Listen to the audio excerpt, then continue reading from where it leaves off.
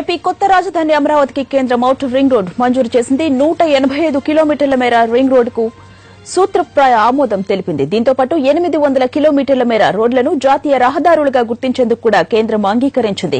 కర్నూలు, కడప, అనంతపురం జిల్లాలను కలుపుతూ NH44, NH60లను అనుసంధానించనున్నారు. AP ప్రభుత్వం వెంటనే భూసేకరణ పూర్తి చేస్తే పనులు వెంటనే ప్రారంభిస్తామని కేంద్రం తెలిపింది.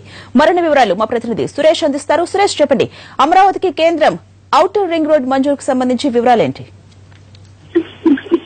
అందుకే ఇవాళ కేంద్ర రవాణా శాఖ మంత్రిత్వ శాఖ నుంచి ఒక అధికారికమైనటువంటి ప్రకటన వెలువడింది. ఔటర్ రింగ్ రోడ్ ఆంధ్రప్రదేశ్ కు సంబంధించి కొత్త రాజధాని అమరావతి దగ్గర ఔటర్ రింగ్ రోడ్ నిర్మాణానికి సూత్రప్రాయమైనటువంటి అనుమతిని ఈ రోజు ఇచ్చింది.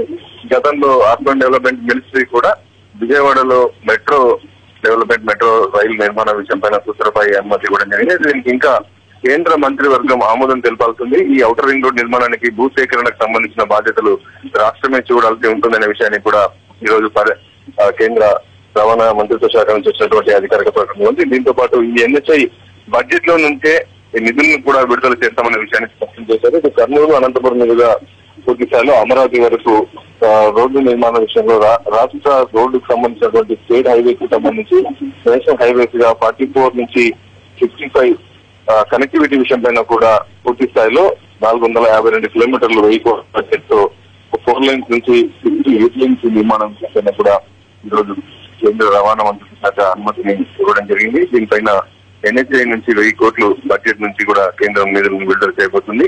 మొత్తంగా కొత్త రాజధాని నిర్మాణ విషయంలో సూత్రప్రాయ అనుమతి ఔటర్ రింగ్ రోడ్డుకి ఇస్తూ ఇటు నేషనల్ హైవేస్ నిర్మాణం కూడా కేంద్రం దృష్టి సారించింది. దీనిపైన ఇంకా కేంద్ర నిధులు NHI బడ్జెట్ నుంచి విడుదలవుతాయి. రాష్ట్రం నుంచి భూసేకరణ చేయాల్సి ఉంటుంది.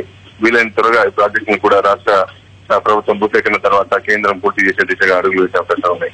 Ambika. Right Suresh, thank you.